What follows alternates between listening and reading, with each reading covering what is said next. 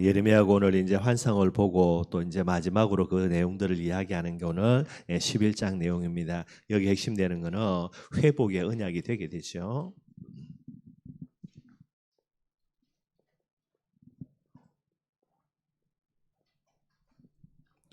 이번 주 여러분들 추수감사주일이 됩니다. 1년 중에 가장 중요한 절기가 이제 추수감사주일이 되지요. 그래서 이번에 이제 메시지가 갱신의 비밀 가지고요. 마음 갱신이라 그랬습니다. 반드시 복음은 이제 갱신시키는 거고요. 전도 제자는 갱신된 자가 되어야 됩니다. 전도는 뭐냐? 갱신시키는 부분들이고요. 그래서 남을 갱신하기 이전에 저와 여러분들이 반드시 갱신된 자가 되어야 되고요. 그 중에서 어찌 보면은 중요한 내용입니다. 마음의 갱신 반드시 되어야 되는 거고요.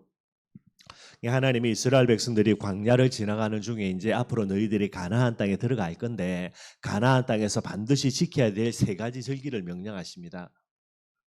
우리가 뭐 잘 아는 내용이 되죠. 세 가지 절기, 유월절이고요. 두 번째가 맥추절입니다. 세 번째가 이제 수장절이라 그러죠. 유월절은 이제 애굽에서 빠져나온 부분입니다. 구원에 대한 부분들의 감사고요. 맥추절은 이제 곡식을 심어놓고 그 곡식을 제일 처음 거둬들이는 겁니다. 그걸 이제 하나님께 감사드리는 겁니다. 그래서 첫 수확에 대한 감사고요. 그 다음부터 이제 계속해서 추수가 시작이 되겠죠. 그래서 모든 추수를 다 마무리하고 거둬들이고 난 다음에 마지막으로 이제 하나님께 감사하는 거, 요게 수장절이 됩니다. 그래서 교회는 맥추 감사주일, 그 다음에 이제 추수 감사주일 이런 의미가 되게 돼 있고요. 뭐 유월절은 구원에 대한 감사, 맥추절은 이제 하나님이 우리를 인도하는 부분입니다. 인도에 대한 감사, 수장절은 이제 미래에 대한 우리를 승리하실 부분이죠. 승리에 대한 감사. 뭐 유월절은 그리스도고요. 이제 우리와 함께하는 거, 우리를 인도하는 거 임마누엘입니다. 수장절은 세계 복음화의 비밀이 돼 있고요. 과거가 되겠고 맥추절은 현재가 되고요. 수장절은 미래가 되게 되는 거예요. 세 절기의 제일 중요한 비밀이 뭐냐? 그게 여러분들 감사가 되게 됩니다.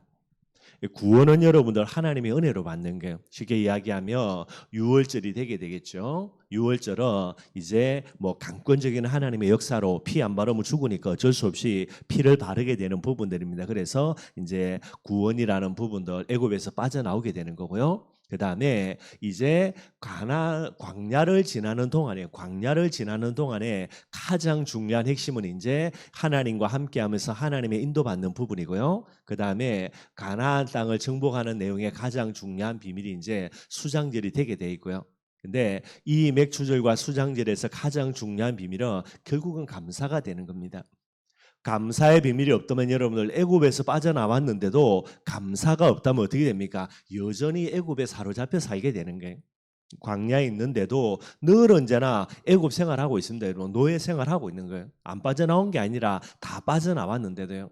그 정도가지요. 가나안 땅 들어감에 있어서도 뭐 하는 겁니까? 감사의 비밀이 없으니까 결국 가나안 땅 들어갈 수가 없고요. 가나안 땅 들어가서도 감사의 비밀이 없으니까 가나안 정복의 주인공이 될 수가 없게 되게 되는 겁니다. 저와 여러분들이 구원은 하나님의 은혜 받는 거지만은 이 구원의 축복을 누리는 건 뭐에 되죠? 결국은 감사라는 거예요.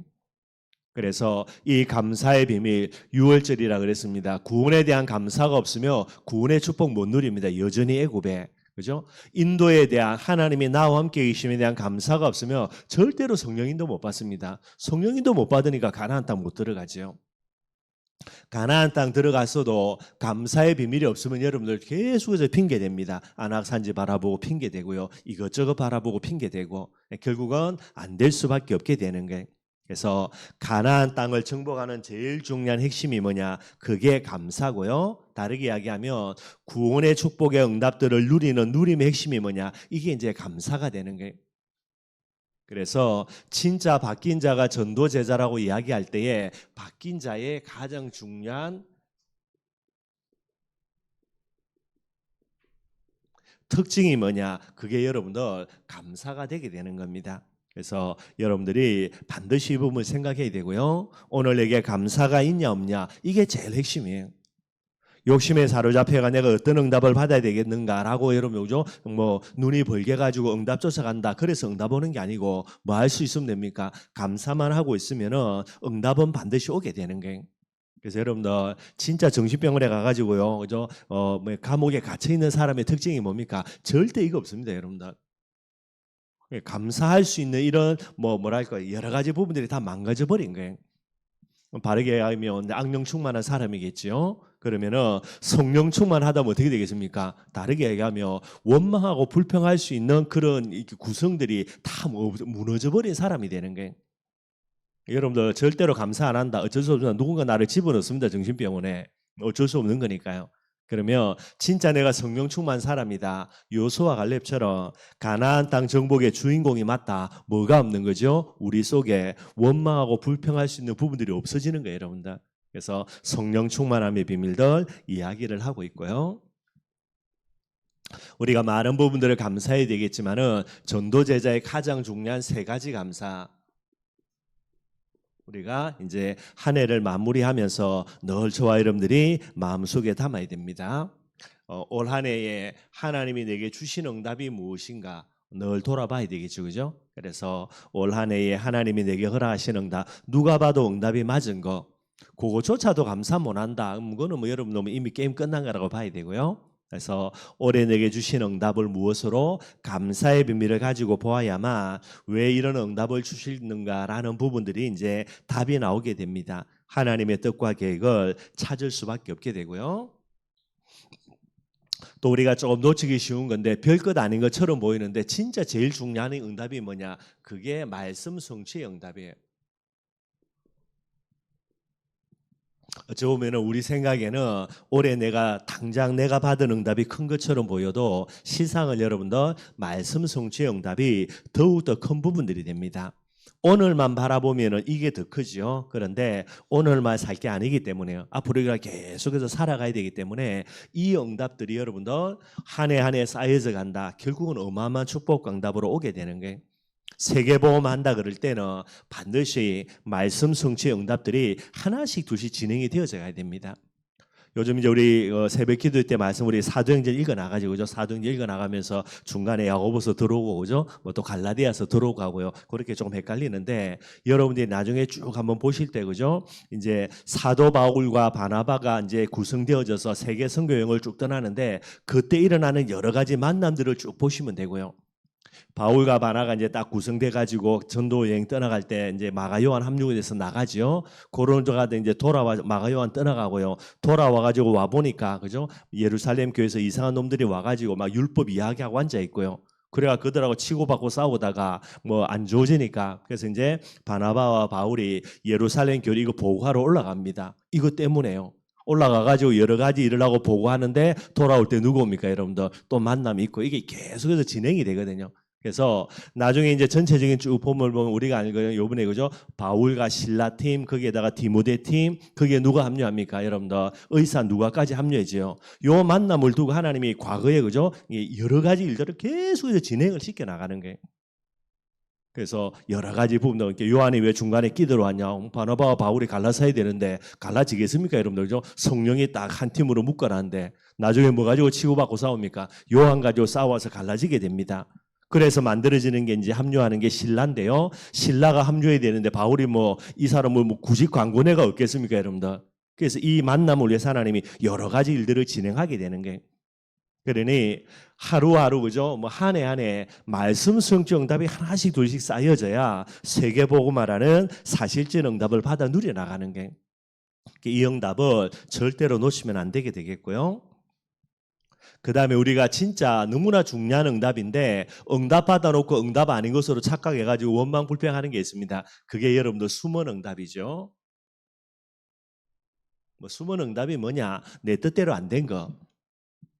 그래서 여러분들 제일 중요한 이 응답인데 어찌 보면은요 가장 큰 응답 중에 하나가 뭐냐? 이게 숨은 응답이 되게 되는 게 내 뜻대로 안 됐으니까 뭐 무조건 하나님의 뜻대로 되는 거 맞고요. 이걸 이제 놓치면 안 되게 됩니다. 그래서 요 세 가지 한 해를 마무리하면서 꼭 찾아서 우리가 하나님께 감사할 수 있는 부분이 되어야 되겠고요. 이 감사의 비밀이 바로 가나안 정복의 비밀입니다. 주신 축복과 응답들을 우리가 누리는 하나님의 가장 중요한 비밀인데 이 감사를 빼앗아간다. 뻔하겠죠. 사단이 하는 짓거리는. 이 감사를 빼앗아가는 제일 무서운 게 뭐냐. 그게 이제 비교의식 그랬고요. 이게 이제 갱신돼야 되는 거예요. 그래서 감사를 빼앗아가는 가장 큰 사단의 그런 도구 중에 하나가 뭐냐? 그게 여러분들 비교의식이에요. 이게 왜 생기냐? 상처 있거든요, 여러분들. 상처 없는 사람 아무도 없습니다, 여러분들. 거꾸로 이야기하면 내가 지난날에 상처가 없는데 오늘 이 시간 내가 그리스도 이름 앞에 이 자리에 앉아있다. 그럴 사람 한 사람도 없어요. 그러니 과거의 상처 누구 때문이 아니라 오늘 나를 복음 속 있게 하기 위한 하나님의 가장 중요한 방법이 그게 상처입니다, 여러분들. 근데 뭐 시간 지나가지고 복음을 깨달았을 때 이야기고 그때는 여러분도 진짜 마음 아프죠. 근데 이게 이제 시간 지나면서 점점 사라지지만은 무엇으로 남느냐? 무의식 속에 남는데 이게 여러분들 부정적인 감정으로 반드시 가게 되더라고요.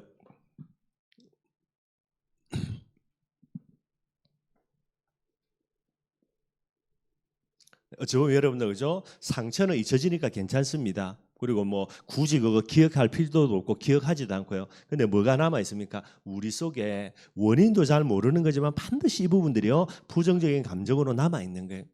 이게 무엇으로 자라갑니까? 대부분의 사람들이 치유 안 되어지면 반드시 여러분들 욕심으로 자라갑니다. 어쩔 수 없는 거니까요. 그래서 욕심에 딱 사로잡히게 되면 그 다음에 반드시 나타나는 거 이게 비교의식이에요. 마음에 욕심이 없다면 여러분들 그죠? 남과 비교할 필요도 없고요. 뭐 당연한 거 아닙니까, 여러분 그죠? 뭐 남이 무슨 응답을 받든지 뭐 내 특별한 욕심이 없으면 그거 무슨 상관이 있습니까? 아니거든요. 그러니까 비교 의식으로 반드시 가게 되는 거예요. 이 비교 의식으로 가게 되면 반드시 나타나는 건 뭐가 있습니까, 여러분들? 결국은 열등감 아니면은 그 다음에 교만한 마음이 되게 돼 있고요. 문제는 뭐 열등감, 그죠? 뭐 그럼 뭐 나쁘지도 않고 또 좋게 볼 수도 있을 것도 있겠고요. 그다음에 교만함도 어찌 보면은 좋게 볼 수도 있을지 모르겠고요. 근데 가장 큰 핵심이 뭐냐? 가나안 정복의 핵심이 뭐냐? 감사인데요. 비교의식 속에 딱 빠져버리면은 뭐를 잃어버리냐? 감사를 상실해 버리게 됩니다. 그래서 신앙생활에 가장 적이 될 뿐만 아니라 마귀의 큰 통로가 될 수밖에 없는 부분들이 되게 돼 있고요. 반드시 비교의식 주의돼야 되죠, 여러분들. 그래서 베드로 모습 조금 말씀 나눈 거고요. 두 가지입니다. 뭐 비교의식은 남과 비교해 봐가지고 내가 잘났다라고 말하는 건 교만이고요. 교만은 하나님이 대적할 수밖에 없는 내용이 되니까 이게 영적인 어마어마한 부분이 되지요. 그 다음에 뭐 열등감이고요. 비교의식 하면은 뭐 두 가지밖에 안 갑니다, 여러분들. 교만은 어떻게 치유돼야 되는가? 우리가 반드시 깨달아야 될 게 창세기 3장 속에 있는 나예요. 뭐 나라는 말은 좀 그렇지만은 모든 사람은 전부 어디 속에 있습니까? 창세기 3장 속에 있습니다. 아무리 잘난 사람이든 아무리 못난 사람이든 아무리 훌륭한 사람이든 아무리 연약한 사람이든 전부 다 창세기 3장 속에 있는 거예요. 그래 여러분들 어떤 부분입니까? 똑같은 겁니다. 교만할 거 절대로 없고요, 여러분들.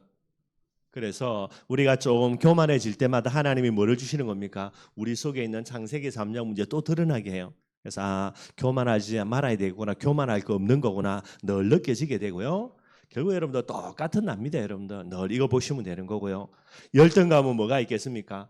남과 비교해가지고 나는 모자라구나, 나는 부족하구나 이런 열등감들 뭐 없는 사람 없거든요, 여러분들. 다 갖고 있는데 이 열등감은 어떻게 치유돼야 되는가? 복음 속에 나예요.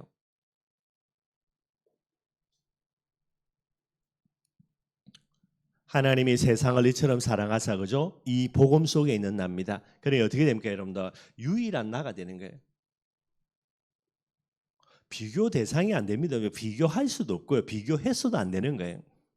하나님이 나를 사랑하셔서 2000년 전에 그리스도 보내시고요. 십자가에 못 박아 죽기까지 하신 거예요. 늘 두 가지 생각하면 됩니다. 여러분 조금 교만해지려고 하면 창세기 3장 속에 있는 나 조금만 돌아보면 되고요. 진짜 내 자신에 대해서 마음이 아프거나 연약한 부분들이 있다면 여러분은 뭐 생각이 됩니까? 복음 속에 있는 나. 우리가 뭐 다 자녀 아이 키웁니까, 그죠? 원체 뭐 특별한 거 없는 자녀들이 돼가지고 감사한 거죠. 왜냐니까 자녀 생각하고 내가 우쭐할 수는 없는 거니까. 뭐 특별히 우리 아이들이 공부 잘 서울대 갔으면 어깨 좀 힘들어 가겠는데 다들 뭐 춘천 이상도 잘 못 벗어나고 있으니까 뭐 우리 애들 때문에 제가 교만할 건 없고 여러분들. 그러나 진짜 우리 자녀가 너무나 어마어마하다 훌륭하다. 그래도요 창세기 3장 속에 우리 자녀라는 걸 생각해야 돼요, 여러분들. 그 돌아보면 되고요. 진짜 우리 자녀가 진짜 부족하고 모자라다, 아무것도 아니다, 우리에게 상처가 될 정도로 그게 우리의 착각이고요. 우리 자녀 어디 속에 있는 겁니까? 복음 속에 있는 우리 자녀입니다, 여러분들. 늘 그 부분들을 생각해야 되는 거예요. 그래서 우리가 우리 자녀 비교해가지고 죽일 놈 살릴 놈 하는 거지요. 하나님은 절대로 우리의 자녀들 비교하지 않습니다. 유일한 존재니까요. 우리 자신뿐만 아니라 우리의 주위에 있는 사람들도요. 결국은 내 자신의 욕심 때문에, 반대로 하면 상처 때문에 비교식 가지고 보니까 결국은 여러 가지 일들이 일어나는 거예요. 항상 저와 여러분들이 창세기 3장 속에서요 교만이 아니라 그리고 복음이라는 비밀 가지고요 열등감 속에 있는 부분들 정말로 치유돼야 되는 겁니다. 이거 안 되고서는 결국은 우리 자신들이 감사가 없다, 결국은 나를 불행하게 만드는 게 뭐 세계 복음만 두말할 필요가 없어서 뭐 말이 안 되는 거고요. 그래서 진짜 복음 가지고 늘 언제나 감사의 비밀들 속으로 들어가는 게 우리가 정말로 해야 되는 제일 중요한 부분이겠죠. 그래서 베드로 가지고 조금씩 이제 좀 지루할 수도 있겠지만 여러분들 그죠? 한 주 한 주 조금 한번 살펴보고 있습니다. 베드로가 우리가 아는 대로 신앙 고백했죠. 참 여러분들 진짜 하나님의 특별한 은혜고요. 그래서 신앙 고백한 베드로의 신앙 고백입니다. 물론 조금 하나님의 특별한 은혜로 제정신 아닌 상태에서 한 부분들도 있습니다. 그러나 이 신앙 고백이 베드로의 밑바닥 속에 진짜 신앙 고백 맞거든요. 그래서 그 신앙 고백을 주님이 받으시고요. 뭐 해버립니까? 너 이제 시몬으로 살지 말라는 거예요. 이제 뭐로 사용하겠다는 겁니까? 베드로로 내가 너를 써먹겠다라는 거예요. 이 주님의 말씀이 선포될 이상 결국은 베드로는 베드로입니다. 오늘요 진짜 뭐 이상한 짓거리 해가지고 뭐 그러면 안 됩니다, 십자가에 죽으면 안 됩니다, 아무리 감질러도요 우리가 볼 때는 시몬처럼 살아도 하나님 보실 때는 베드로예요. 나중에 그죠 우리가 소문 아닙니까? 베드로가 죽을 때에 아니 모자란 내가 예수님처럼 어떻게 십자가에 똑바로 죽을 수 있냐, 나는 그럴 수 없다, 그래서 나를 십자가에 거꾸로 못 박아라. 그 베드로도 똑같은 베드로고요.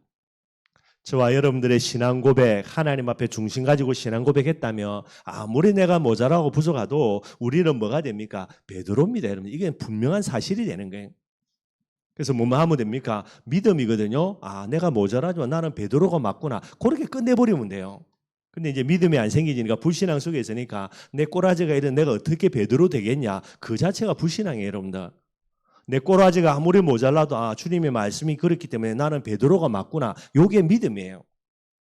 늘 제가 말씀드리는 거는 뭐 내가 어떤 행위를 잘해가지고 뭔가를 해서 그래서 내가 베드로구나. 그거는 불신앙이라니까요. 내 꼬라지가 아무리 그래도 내 말이 아무리 틀려도 언제 모든 것이 뒤집어지고 흑암의 세력이 무너지냐. 그래도 나는 베드로가 맞구나. 이 고백이 문제라는 겁니다. 항상 그 여러분들이 조금 우리가 기억을 해야 되겠고요.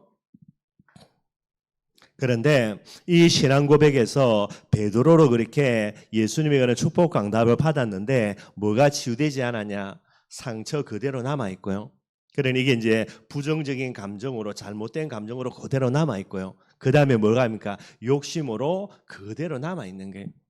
그래서 결국 여러분들 우리의 뭐가요? 상처를 건드리는 것처럼 보이는데 실제로 모릅니다. 뭐 이건 시간이 잊어먹어졌으니까 두 가지를 딱 건드리면 반응 오게 돼 있어요. 내 욕심을 딱 건들든가. 그게 이제 베드로의 반응입니다. 예수님이 십자가에 죽는다 하니까 큰일 났죠. 베드로 욕심 딱 갖고 있는데 그게 이루어지지 아니하니까.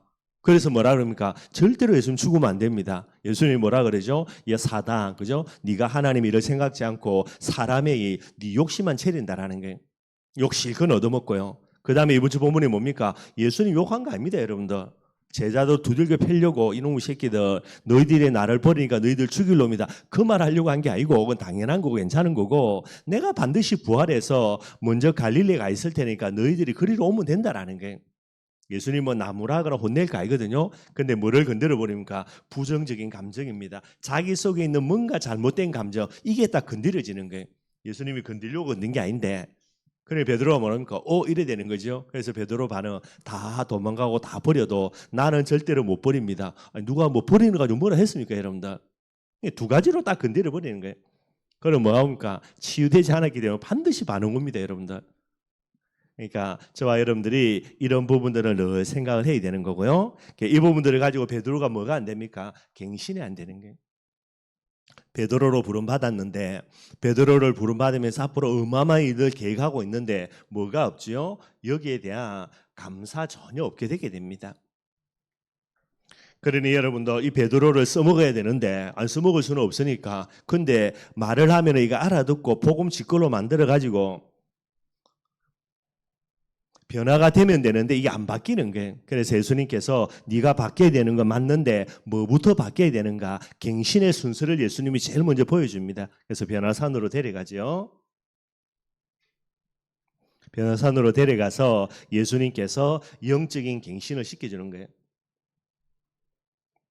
모세가 보이고 엘리야가 보인다. 왜 보입니까? 물론 여러분들 그죠? 뭐 복음 비슷한 부분들이 있을 수가 있어서 그렇습니다. 그러나 제일 중요한 거는 본인의 치유되지 못한 상처 속에서는 욕심입니다. 이 눈을 가지고 예수님 보니까 플러스 알파가 보여지는 거예요. 그걸 없애야 되는 겁니다. 그래서 오직 예수만 보이는 거고요. 그 다음에 이 베드로에게 이 일들을 이야기했는데도 베드로가 끝까지 정신 못 차리는 거예요. 알아듣지를 못하는 거죠. 그러니 예수님께서 결국은 뭐 가만히 뒀는데도 본인 스스로 본인의 상처를 드러내는 거죠. 그걸 가지고 예수님이 뭐 하는 겁니까? 마음 갱신시켜 주시는 거예요. 이게 이제 비교 의식입니다. 이걸 이제 예수님께 치유시켜 주는 겁니다. 그래서 어찌 보면 예수님도 마음 아프겠죠, 그죠? 예, 베드로에게 큰 상처를 주는 거니까. 뭐 그 일이 있기 전에 그죠? 만약에 이 일이 없었으면 베드로를 굳이 3번씩이나 예수님 부인하게 하는 이런 일들은 일어나지 않으실지도 모르겠고요. 그런데 베드로가 예수님을 부인할 수밖에 없습니다. 예수님 메시지가 떨어졌으니까. 그래서 베드로가 예수님을 부인하는 거고요. 이 비교 의식이 이제 완전히 정리되게 되는 거예요. 그래서 다음 주 이번 주 말씀 나누겠지만 여러분들 그죠? 부활하신 예수님이 베드로 찾아갑니다. 베드로 찾아가 예수님께 물어봅니다. 너희가 나를 사랑하느냐지요? 근데 예수님이 뭐라고 질문합니까? 이 사람들보다도 더욱더 나를 더 사랑하느냐? 다른 사람은 못 알아들을지 모릅니다. 그러나 베드로는 알아듣습니다. 왜죠? 지가 한 짓이 있으니까. 다른 사람은 다 버려도 나는 예수님 절대로 안 버립니다. 이거 알고 있거든요. 그래 예수님이 그래 알았다고. 네가 다른 사람들은 나를 부인 안 해도 너는 내 3번 부인한다라는 겁니다. 이 부분들이 예수님 이제 건드는 거죠. 옛날 같으면 큰일 나겠죠, 그죠? 뭐 뻔한 거 아닙니까, 그죠? 이 상처 또 건드렸는데 베드로가 뭐라 이야기합니까? 이제 반응 안 합니다. 치유됐으니까. 주님이 내가 주님 사랑하는 줄 주님 아십니다. 뭐 남들이 나보다 뭐 훨씬 더 사랑하고 말고 내가 덜 사랑하고 이제 중요하지 않은 거예요, 여러분들. 치유됐으니까. 그 이전에 여러분들 베드로 치려고 친 게 아닌데 지가 이 부분이 치유 안 되니까 반응 나온 거고요. 이제는 그 부분으로 푹 찌르는데도 전혀 반응이 없어요, 여러분들. 그 다음에 예수님이 뭐 주는 겁니까? 진짜 중요합니다. 갱신의 완성입니다. 사명 주시는 거예요. 내 어린 양을 먹이라는 거예요. 이게 여러분들 갱신의 정확한 과정이 됩니다. 영적인 갱신 돼야 되고요. 그 다음에 마음의 갱신 돼야 되고요. 그 다음에 일어나는 갱신입니다. 사명 갱신 되어져야 그 다음에 뭐가 됩니까? 진짜 전도 제자가 되는 거예요. 그래서 베드로가 전도 제자의 모습 딱 회복하고요. 이제 사도행전에 들어가면서 물론 이제 예수님의 그런 성천의 부분들을 쭉 경험하고 그 다음에 성령 충만 받게 된 이유겠지만은요. 이런 여러 가지 부분을 가지고 실제로 쓰임 받는 그런 일들이 일어나게 됩니다. 올 한 해를 마무리하면서 베드로의 모습 속에서요. 저와 여러분들의 기도 제목 잡고 꼭 기도할 수 있는 그런 축복 누리기를 바라겠습니다. 이제 에스겔서 11장 말씀이 되어지고요. 뭐 전에도 말씀드렸던 대로 8장에서 11장까지는 예루살렘 성이 이제 멸망되는 부분들을요. 에스겔이 이제 환상을 보게 됩니다. 8장, 9장, 10장, 11장 계속해서 매 장마다 4가지 환상을 보는데 요 내용은 이제 예루살렘이 멸망당할 거 이 부분에 대해서 구체적으로 이제 환상 속에서 예언이 되게 돼 있는 거고요. 제일 먼저 8장에는 에스겔이 어떤 환상을 보냐? 예루살렘 성전에 완전 우상으로 완전 가득 차 있습니다. 그걸 환상으로 보게 되는 거예요. 그래서 이 환상을 보고 난 다음에 그 다음에 여러분들 9장 말씀에는요 하나님이 뭐라고 이야기하냐. 그래서 하나님이 심판할 것을 이야기합니다. 성전이 하나님께 예배드리는 곳인데 이곳에 우상으로 가득 차 있으니까요. 그래서 그 우상 때문에 하나님이 심판하고요. 그냥 단순한 심판이 아니죠. 여러분들 어마어마한 멸망의 일들을 이 예루살렘 성에다가 하나님이 쏟아부을 것을 이야기를 하고 계십니다. 그러면 다 없어지냐? 근데 여러분들 누가 있습니까? 남은 자들 반드시 있어요. 그게 누구냐니까 하나님이 이 남아있는 사람들 소수인데요. 이들에게 이마에 표를 새긴다는 거예요. 그래서 멸망의 그런 일들을 진행하는 천사에게 하나님이 이 사람들이 이마에 전부 다 표를 새기고 이들은 전부 다 남겨두고 구원해 두라는 겁니다. 그게 누구죠? 여러분들 죽어가는 현장 우상 숭배 속에 있는 이 현장을 두고 탄식하고 그 다음에 애통하는 사람들. 그래서 여러분들 진짜 갱신된 사람은 어떤 사람입니까? 이 현장을 두고요 탄식하고 애통할 수 있는 사람들이 되게 되는 거예요. 이 사람들은 예루살렘 멸망 속에서 하나님이 전부 다 남겨두고 살려두라고 그렇게 이야기를 하고 계십니다. 그러면서 이제 10장에는 어떤 내용이 나오냐? 10장에는요 하나님의 영광이 성전을 떠나갑니다. 이걸 이제 에스겔이 환상으로 보게 되는 거예요. 우리가 잘 아는 대로 뭐죠? 예루살렘 성전을 건축하기 이전에 이제 모세가 지은 성막입니다. 이 성막에 여러분들 성막을 완성하고 난 후에 하나님의 영광으로 가득 찼습니다. 그래서 구름이 그죠? 이 성막 위에 임하였고요. 그래서 그 다음에 보면은 구름이 떠오를 때는 이스라엘 백성들 출발입니다. 어제 구름이 머물렀다가 떴다가 이동했다가 구름이 다시 머무르면은 여러분들 멈춰야 되고요. 멈추면 뭐 해야 되냐? 전부 다 텐트 다 쳐야 돼요. 뭐 자기 집집마다 있어야 되니까. 그 더 머리 아픈 거는 레위인들은요 이제 성막도 쳐야 됩니다. 그러다가 구름이 딱 떠나가는 조짐이 보이면요 전부 다 또 어떻게 됩니까? 성막 다 걷어야 돼요. 이스라엘 각민족은 자기 지파의 텐트들 다 걷어야 되고요. 간단한 작업이 아니거든요, 여러분들. 쭉 가다가 다시 하나님의 영광이 있다는 게 구름이 머무르면요 거기다 또 다시 텐트 쳐야 되고요. 쉽게 이야기하면 어제 텐트 쳤는데 그러면 며칠 가야 되는데 그 다음날 일어났더니 구름이 또 움직여. 그럼 또 다시 보따리 사고 또 가야 돼요. 이게 전부 다 뭐를 이야기해? 이게 이제 여호와의 영광이라고 이야기하는 부분이거든요. 그런데 이 여호와의 영광이 여러분도 솔로몬 성전에 임했는데 이게 성전을 떠나버리게 되는 거예요. 왜 그렇습니까? 우상 때문이 되게 되겠죠. 그래서 여호와의 영광이 성전을 떠난다는 말은 더 이상 성전이 아니다라는 거예요. 하나님 보실 때는. 우리 교회가 이렇게 된다. 이것만큼 큰 저주가 없고요. 그래서 이 내용들을 에스겔이 환상을 보게 됩니다. 그러면서 오늘 이제 11장 내용이 되게 되죠. 이게 어떤 내용이냐 하면 크게 이제 세 가지 정도 나오는데 조금 한번 살펴보도록 하겠습니다. 1절부터 13절까지요. 에스겔이 이제 어떤 내용의 환상을 보냐? 1절에 13절에는 악한 지도자들 이야기가 나와요.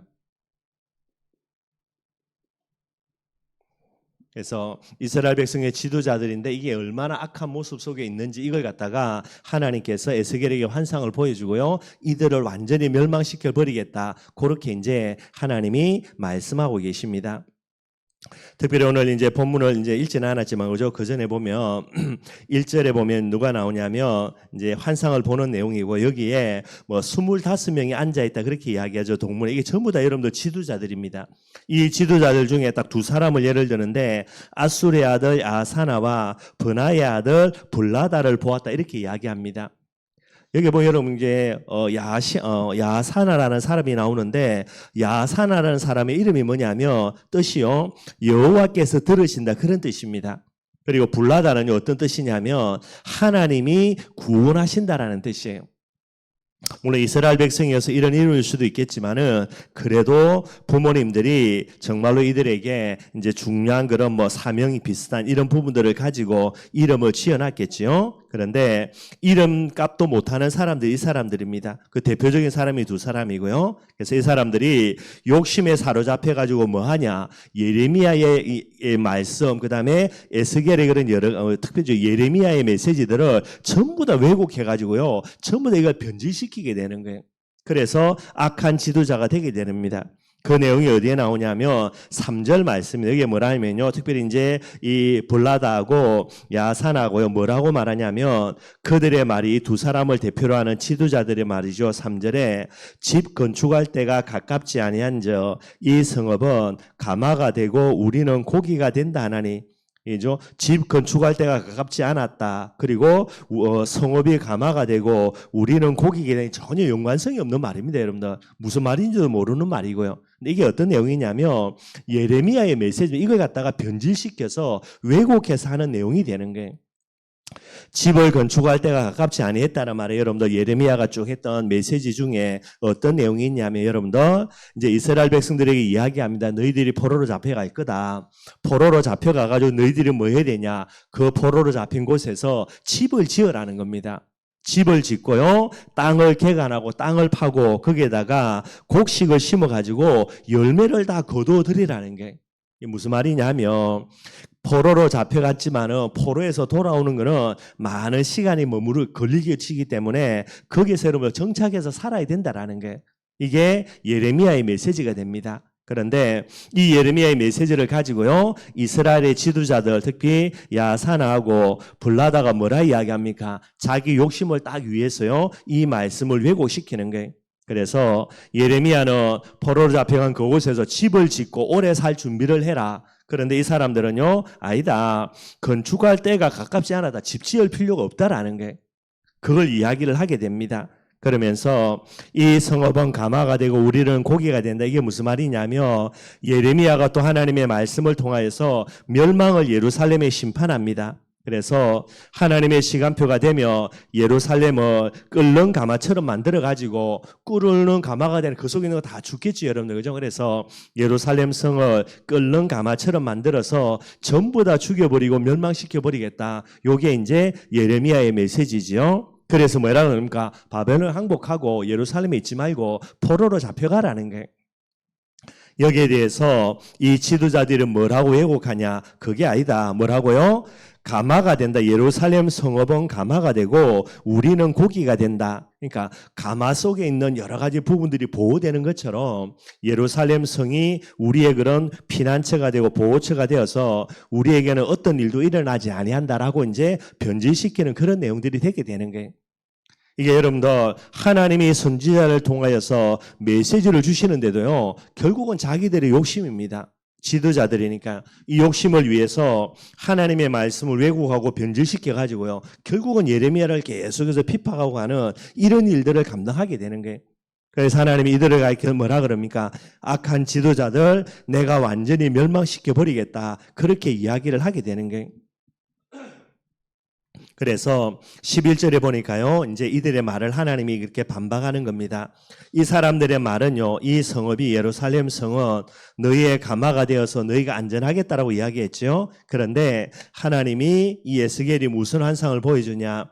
이 성읍은 너희 가마가 되지 아니하고 너희는 그 가운데에 고기가 되지 아니할지라. 결국 여러분들 예레미야의 말대로요. 완전히 멸망시켜 버리겠다. 이렇게 이야기를 계속하게 되는 겁니다. 그래서 그 다음에 5절부터 쭉 나와 있는 내용들이 그들의 말과 반대되는 거죠. 예레미야의 말대로 되어지는 부분들을 쭉 이야기를 하고 있고요. 그래서 10절에도 마찬가지고요. 너희는 내가 여호와인 줄을 알리라. 10절 하반절에 나와 있고요. 12절에도 보면 여러분들 그죠? 너희는 내가 여호와인 줄을 알리라. 이렇게 이야기하고 있습니다. 이게 무슨 말이냐면 너희들이 하나님의 말씀을 왜곡하고 변질시켰지만은 결국은 하나님의 말씀대로 이루어지는 거 예레미야의 말이 하나님의 말씀이 맞다라는 거 반드시 내가 너희들이 보여주겠다. 그렇게 이제 이야기를 하고 있게 되어지는 거예요. 자신들의 이익을 위하여서 말씀을 왜곡하고 변질시키고요. 자기 입에 맞게끔 계속해서 이야기합니다. 그런데 안타까운 거는요. 이런 지도자들 잘못된 지도자들의 말을 누가 듣습니까? 이스라엘 백성들이 듣는 거예요. 왜 듣지요? 그들로 욕심 때문에요. 자기 아니라는 욕심 때문에 틀린 올바른 선지자의 말, 예레미야의 말을 듣지 않고요. 자기들이 이 거짓된 부분들을 갖고 있는 지도자들의 말을 듣게 되게 되는 겁니다. 결국 이들도 똑같이 망할 수밖에 없게 되는 거예요. 그래서 여러분들 항상 뭐 제가 무슨 말을 하든 뭐 주로 제가 말씀 전하니까요. 혹시 제가 실수할 수도 있거든요. 그런 거 무조건 아멘루야, 아멘 할렐루야 할 게 아니고 여러분들이 성경 말씀 가지고요. 정확한 근거가 돼야 됩니다. 그래서 뭐 그래도 제 양심상 내가 어디서 공부해가 배워가지고 그럴듯한 말을 하는 거는 그는 좀 옳지 못하다 저는 나름대로 생각을 하고 있고요. 그래서 항상 말씀을 근거로 해서 뭐 이제 설교하는 부분들이 돼야 되겠고요. 여러분들도 마찬가지가 됩니다. 뭐 어디 가서 은혜 받을 수 있는데 은혜 받는 거는 괜찮은데요. 그게 어디에 근거가 돼야 됩니까? 성경 말씀의 근거라는 부분들이 되어져야 돼요. 근데 우리가 성경을 평상시 안 읽는다. 그럼 여러분들 그죠? 성경을 모르는데 이게 성경에 관련된 그리고 이 근거가 된 진짜 진리인지 누가 알겠습니까, 여러분들? 그러니 이제 안 되게 되는 거죠. 그래서 항상 여러분들이 이 부분들을 기억을 해야 되는 거예요. 예레미야가 분명히 메시지했습니다. 그런데 이 예레미야의 메시지를요 지도자들이 왜곡시키고 변질시킨 거예요. 이 두 가지 중에서 여러분들 진짜 갱신된 사람들 남은 자들은 누구 메시지 듣습니까? 예레미야 메시지 듣는다니까요. 그래서 아니 바벨론하고 싸우다 깨끗하게 전사한 분들이 그럼 영웅될 건데 근데 뭐 하는 겁니까? 구차하게 항복합니다. 왜 항복하지요? 자기뿐만 아니라 내가 죽지 않고 항복해야 우리 사랑하는 후대들이 이 언약의 바톤 속에서요 포로로 잡혀가지만 다시 돌아올 수 있게 되어지는 거예요. 작년에 내가 힘내가지고 바벨론과 싸우다 전사한다. 우리 자녀들 다 죽는데요. 뭐 죽으면 되지 뭐. 근데 뭐가 사라집니까? 바벨론의 포로로 잡혀가서 이 사람들을 통해서 나라와 민족을 회복하면서 언약을 계승할 부분도 이게 차단이 되는 거예요. 그런데 욕심의 사료 앞에 있는 많은 사람이 누구 말을 듣습니까? 예레미야 말 안 듣습니다. 예레미야의 말을 변전시키고 왜곡시켰던 이런 지도자들 거짓 선지자의 말을 듣게 되는 거예요. 왜 그러냐? 적어도 욕심 충만하니까. 그 결과는 어떻게 되죠? 반드시 여러분들 옵니다, 여러분들. 이 말세지 말에 저와 여러분들 반드시요. 뭐 아무거나 할렐루야 아멘 할 게 아니고요. 반드시 뭐 해야 됩니까? 말씀을 정확한 근거로 해서 돼야 돼요. 그래서 말세에 일어나는 특징 거죠. 곳곳에서 거짓 선지자 일어난다 그랬는데 이런 부분들도 여러분들이 잘 생각을 해야 되는 거고요. 이게 이제 하나님이 에스겔에게 보여주는 환상이 됩니다. 그러면서 또 다른 부분들이 있습니다. 여러분들 보시면 되겠고요. 그 다음에 하나님이 또 보여주시는 게 14절에서 21절입니다.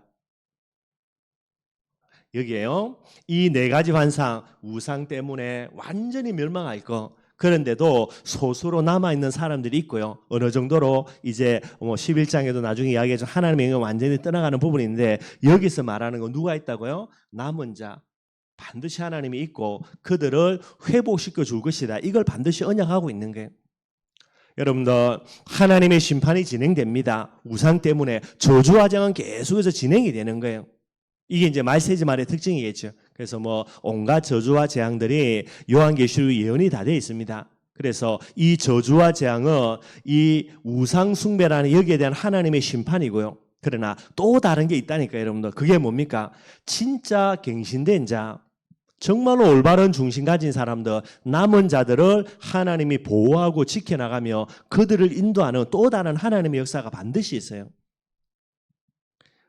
그냥 심판처럼 보이는데 아닙니다. 반드시 남아있는 거예요. 이걸로 예레미야 에스겔에게 오늘 환상으로 보여주는 그런 내용들이 되게 됩니다.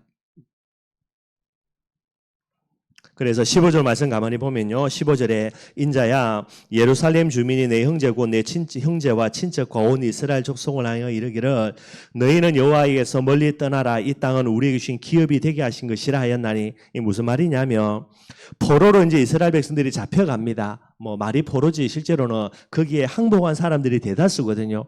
그러니 포로로 잡혀가는 사람들을 보면서 예루살렘 성에 남아있는 사람은요, 얘들이 진짜 이완용이라 매국노라니까요. 나쁜 놈들이고. 그러니 이제 이들을 뭐 하는 겁니까? 욕하는 거예요. 물론 비겁해서 그죠? 힘이 없어가지고 겁이 많아서 그렇게 해서 항복한 사람도 있을 수 있습니다. 그래도요, 이 사람들은 하나님의 뜻과 계획이라는 시루 속에 본인이 연약해서 들어갔던 사람이에요. 그 사람은 복 받아요, 여러분들. 그래서 여러분들 연약한 것도 괜찮습니다. 항복해라 그러는데 사명 갖고 항복하는 게 아니고 겁이 나서 항복해. 그것도 여러분 응답받는 길이 되는 거예요. 근데 이래 되니까 이제 예루살렘 성에 갇혀 있던 사람들이 그냥 있질 않죠, 여러분. 그래서 이 사람들이 하는 말입니다. 뭐라고 이야기하는 겁니까? 포로되어 가는 것은 하나님의 저주다. 누구 때문에요? 예레미야의 말이 아니라 거짓 선지자들과 지도자들의 말이 됩니다. 그 말에 따르면은 포로로 잡혀가는 것은 저주지요.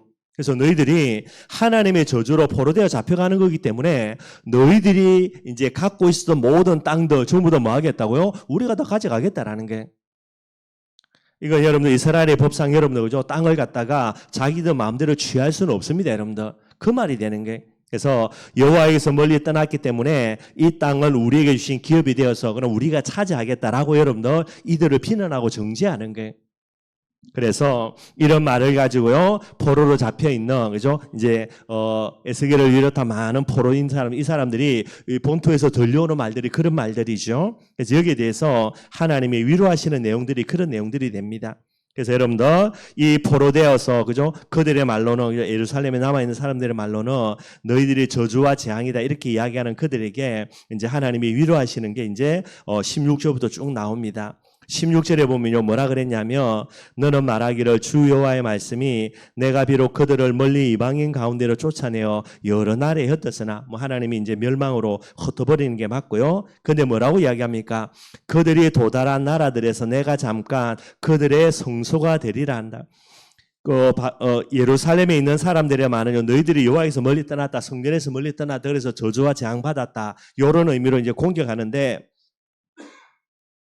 이 말에 대한 하나님의 위로입니다. 너희들이 뭐 멀리 이렇게 흩어져 있지만은 너희들이 흩어져 있는 그곳에 성전에서는 멀리 떨어져 있지만은 그 현장에 내가 너희들에게 성소가 되어 주겠다라고 하나님이 약속하고 계시는 게 17절입니다. 주 여호와의 말씀에 내가 너희를 만민 가운데서 모아서 너희를 흩은 여러 나라 가운데서 모아내어서 이스라엘 땅을 너희에게 주리라 회복을 약속하고 계시고요. 그리고 18절입니다. 그들이 거리로 가서 포로로 잡혀있는 사람들이 회복에 올라와서 뭐 하는 거지요? 그 가운데 모든 미운 물건, 모든 가증한 것을 제하여 버릴지라 우상에 가득 차 있는 예루살렘 성전을 깨끗게 하겠다. 이런 이제 하나님의 축복 강답을 이야기해 주고요. 성전 회복을 이야기합니다. 그리고 19절에서 20절에는요. 내가 그들에게 한 마음을 주고 그 속에 새로운 영을 주며 그 몸에서 돌 같은 마음을 제거하고 살처럼 부드러운 마음을 주어서 그죠? 포로에서 돌아와서 성전을 재건한 이들에게 하나님이 이런 마음을 주셨어요. 성령 충만함을 주셔서 그 다음에 20절을 보면요. 내 율례를 따르며 내 규례를 지행하게 하리니 그들은 내 백성이 되고 나는 그들의 하나님이 되리라. 이제 모든 관계입니다. 선민이라는 부분들이죠. 구별됨의 비밀들의 관계를 다 회복해 주겠다라고 하나님이 약속하고 계시는 게 많은 사람들이 이들을 욕하면서 비난하고 너희는 저주와 재앙 속에 있다 이야기하는데 하나님이 네 가지 환상 속에서 마지막으로 보여주는 환상 속에서요 이들을 위로하고 이들을 회복해 줄 부분들을 하나님께서 이제 약속하고 계시는 게 그래서 뭐 좀 그렇지만 여러분들 그죠 정리를 하면은 갱신된 자입니다. 이게 남은 자죠, 여러분들. 그 남은 갱신된 자들을 통하여서 하나님이 뭐 하겠다고요? 그 하나님이 그들을 전부 다 포로에서 귀환시켜서 돌아와서 뭐 하는 겁니까? 영적 갱신. 성전을 깨끗하게 하고 우상을 다 제거하게 하는 거. 그 다음에 뭐 한다고요? 그들의 마음에 새로운 마음을 준다. 부드러운 마음을 준다. 늘 남과 비교해가지고요. 나는 잘났다. 교만한 자들. 그리고 남과 비교해서 나는 못났구나. 늘 열등감 속에 있는 사람들. 이런 모든 마음을 제거해 준다는 게 마음 갱신시켜서 그 다음에 뭐 하는 겁니까? 내 율례와 내 규례를 지키고 나는 그들의 하나님이 되고 그들은 내 백성이 된다. 사명 갱신하는 겁니다. 결국 여러분들 이게 하나님의 역사예요.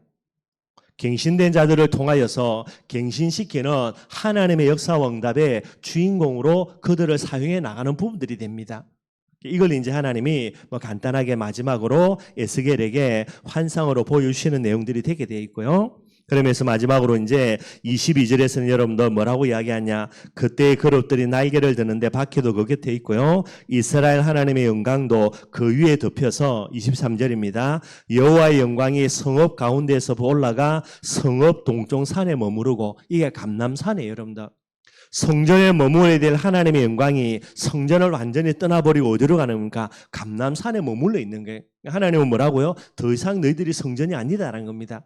그래 여러분들 이제 성전에서 하나님의 영광이 떠나버렸기 때문에 저주와 재앙이 이제 피할 수 없는 부분들이 되는 거예요. 이 하나님의 영광이 어디에 머물러 있습니까? 감람산에 머물러 있습니다.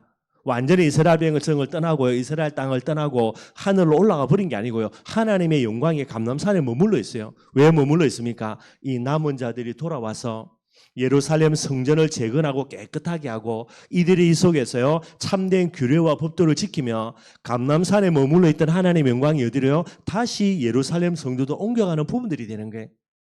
이런 여러 가지 부분들을 마지막에 이제 이 에스겔에게 환상으로 보여주는 내용이 됩니다. 하나님의 영광이 여러분들 완전히 떠나가지고요. 그냥 뭐 하늘로 올라가 버리거나 다른 나라로 가버리거나 그러지가 않습니다. 이스라엘 민족은 언약의 백성이고 선민이기 때문에요. 그래서 잠시 우상 속에 빠져가지고 하나님의 영광이 떠날 수 있지만은 하나님은 기다리고 계시는 게 언제까지요? 남은 자들이 돌아와서 하나님의 영광에 머무를 수 있는 참된 성전으로 회복하기를 하나님이 기다리고 계시는 게 이게 저와 여러분들의 사명이고 우리 교회의 사명이 됩니다. 나라와 민족이요 우상에 빠져가지고 하나님의 영광이 비록 잠깐 떠나 있다 하더라도요 우리 한 사람 때문에 우리 교회만이라도요 이 하나님의 영광을 다시 되돌리게 하는 남은 자의 사명을 감당해야 되는 거예요. 늘 이 부분 생각하시면 됩니다. 우리 가정 가문도 마찬가지예요. 떠나버린 하나님의 영광을 다시 되돌리게 만드는 남은 자의 사명 우리 가정 가문에서 늘 저와 이 부분하고 붙들어야 되는 거예요. 우리 여러 교단 안에 여러 가지 일어나는 일들 여러분들 정말로 보시면서요 참 우리가 이 부분도 생각하면 될 거예요. 그래서 우리 때문에 나도 그죠 진짜 하나님의 영광이 우리 단체에서 완전히 떠나가지 않고 계속해서 머무르는 부분 될 수 있도록 이거 놓고 좀 많이 기도해야 될 것 같고요. 여러분이 기대해 주셔가지고 우리 실제로 동문 모임입니다. 동기 모임입니다. 여러분들 우리 이기 동문들인데 전국에 다 흩어져 있고요. 그래서 한번 저희들끼리 전에 한번 이야기하면 우리 1년에 한 번은 모여가지고 여러 가지 좀 포럼도 하고 이야기도 하고 또 교회 가서 기도도 하고 여러 가지 부분들 그래서 이번에 이제 날 잡아가지고 모인 게 이번입니다. 여러분 그래서 한번 12-13명이 모여가지고 다 흩어져 있는데 이번에 모여서 이런저런 이야기도 하고 또 좋은 시간도 가지고요. 참 좋은 시간들 많이 가졌습니다. 그 중에 하나가 우리 이거 강한호 목사님 제주에 계신 이분이 낚시 진짜 좋아하거든요. 그래서 한번 모였던 김에 이제 제주에서 낚시하러 가냐 저는 낚시 싫어하니까 낚시하는 옆에 앉아가지고 뭔가 앉아있다가 새우 지나 왔는데 한 가지 좋은 거는 거기서 바로 낚시 잡은 거 가지고 회 바로 떠가지고 먹으니까 야 진짜 맛있대요 여러분들. 다른 게 아니고 우리 횟집에서 먹는 거하고는 진짜 비교가 안 되더라고요. 그래서 그런 부분들도 시간 가지고 했는데 거기서 이제 여러 가지 우리 다 요 속에 있으니까 일어나는 여러 가지 일들 다 이야기 나누면서 이제 마지막으로 내렸던 이 내용입니다. 여러분들 우리만이라도 우리 이기만이라도 진짜 옛날에 복음운동 일으켰을 때에 우리를 기뻐했던 그 하나님이 우리를 기뻐했던 그런 부분들 우리는 마음속에 담고 현장에서 우리만이라도 계속해서 복음 전하는 부분도 될 수 있도록 하자 이렇게 이제 다 이야기하고 마지막에 같이 좀 이렇게 부흥회 비슷하게 기도회도 하고 그렇게 이제 지내다 돌아왔습니다. 여러분들 꼭 좀 기억했으면 좋겠고요. 남은 자의 사명입니다. 다른 게 아닙니다. 떠나간 하나님의 영광을 회복시키는 거예요. 이게 저와 여러분들의 진정한 사명임을 알고요. 일어나는 일들을 가지고 원망하고 불평한다. 그런다고 여러분 어떻게 해요? 아니거든요. 그래서 원망 불평할 게 아니라 진짜 하나님의 떠나간 영광을 되돌리게 하는 갱신된 자로서 갱신케 하는 사명들 꼭 감당하기를 바라겠습니다. 이게 결론입니다. 여러분들.